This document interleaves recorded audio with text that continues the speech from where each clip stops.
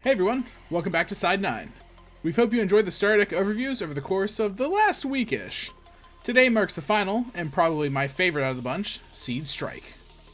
If you're excited for more Gundam card game content, and even future new Type Rising content we have planned, please do us a solid and give this video a like and subscribe, and let us know what you're most looking forward to out of the Seed Strike starter deck. But for now though, let's talk about the starter primarily focused on Gundam Seed, Seed Strike. I'm pretty sure the strike part is referring to Bandai striking you out cold and taking your money in exchange for a playset of alternate art Ailstrike Gundam. Holy crap, those look beautiful. You know him, you love him, you've lost arguably way too many games against this suit, linked with Kira in beta. It's Ailstrike Gundam. Ailstrike Gundam is a level 5, 4 cost, 4 AP, 4 HP unit with 2 abilities. It's got the keyword blocker, which means it can redirect any one of your opponent's attacks, and when it's paired with a level 4 or higher pilot, you get to bounce an opponent's unit with 4 or less AP. This card does a little bit of everything. He protect, a linked Ailstrike with Kira can attack, but most importantly, he bounce back. Next up, we got Atherin's mobile suit, Aegis Gundam. It is a level 4, cost 3 unit with 4 AP and 3 HP. On attack, if this unit has 5 or more AP, you get to choose an enemy unit, level 5 or higher, and deal it 3 damage. Say all that 5 times fast.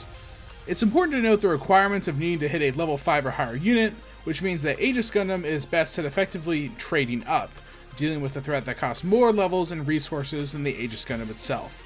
Of course, if you aren't dealing with a level 5 or higher unit, Aegis Gundam is kind of just a below rate vanilla, so it might be best to wait until Aegis has a proper target to get its full value. As far as the other cards in the deck go, I would be amiss if I didn't talk directly about Kira Yamato. Here I go, talking about Kira again. Kira is a level 4 1 cost pilot that grants +2/+1 in stats, and he has a pilot ability that gives an enemy unit -2 AP when attacking. It's not a stretch to say you could slam Kira on basically any unit, and the board state turns more favorable in your direction. What is a little less examined so far is Aegis Gundam MA mode. This unit is pretty simple. It is a level 4, 3 cost unit with 3 AP and 4 HP, with the keyword Breach 3. It also links with Atherin Zala. Speaking of Atherin Zala, he's a level 4, 1 cost pilot that gives your unit 1 AP and 2 HP, with the pilot ability that when linked, you get to choose an enemy active unit that is level 5 or lower as its attack target.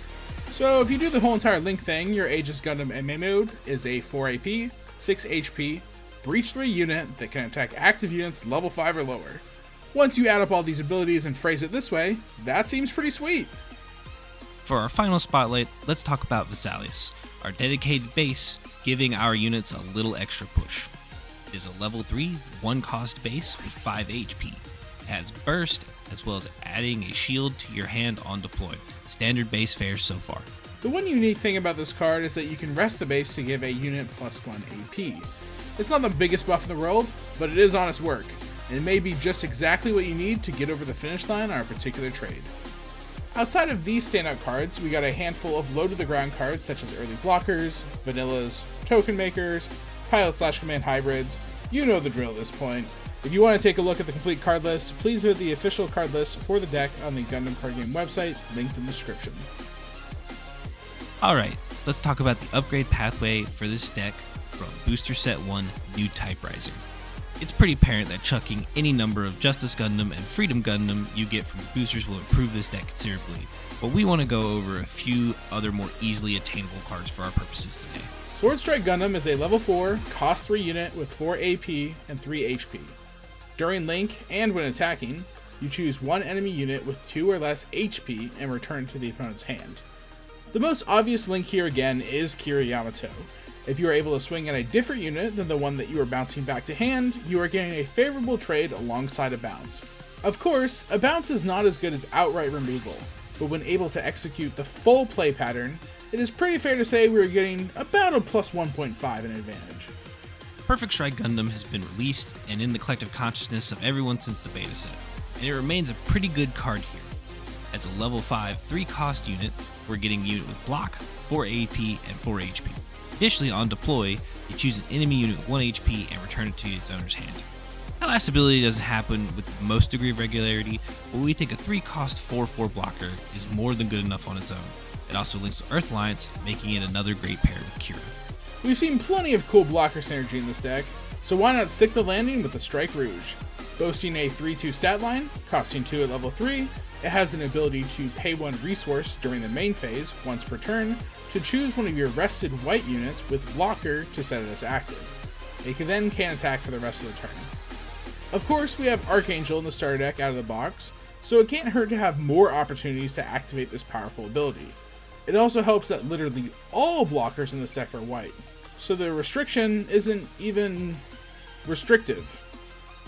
And finally, we've got our last upgrade of note, Izak Jewel, a level 3, cost 1 pilot that grants +1/+1 in stats. His pilot ability is a bit of a riddle, so bear with me here. Once per turn, when an enemy link unit is destroyed with damage while this unit is attacking, draw 1. What? Alright, let's walk through a few scenarios. Of course, the most obvious is damage from the combat itself. You swing with a unit that's paired with Izak, and the unit deals damage while attacking. You get to draw 1. We're also in red, which means that any direct ping damage we get to do during combat is also fair game. If an Aegis Gundam deals enough damage to destroy a linked unit, even if it's attacking something else, you get to draw. This last one is also pretty funny. If you use a command with action timing, like close combat, this also triggers the effect. Whilst Izak is still pretty limiting in the sense that you have to be destroying a link unit, at least the text is open-ended enough that there are many scenarios in which you can make it work. When it comes to how this deck plays at a macro level, there's definitely some competing ideas. We're dealing with blockers, direct damage, and even cards that make opponents' units get AP-X during combat. Thankfully, these are all 3 sides of a pretty similar game plan. Don't want to deal with the crackback? Use your ping damage. If you're able to live comfortably with Kira's -2 AP ability, that's the best time to use it. Want to opt out of any particular combat your opponent wants to do? You better use that blocker. Point being, this deck is ultimately about user discretion, and choosing when it is best to use each one of its seemingly competing strategies. With this week full of nothing but starter deck overviews out of the way, you might be relieved to hear that we are now finished with them. Trust me, we know that we're relieved too. That's all we have for now. Like we said at the beginning of the video, be on the lookout for videos that we have planned for the full booster release. And if you manage to get into any starter deck events at your local game stores, let us know how they go. I sure am looking forward to them myself. See you next mission.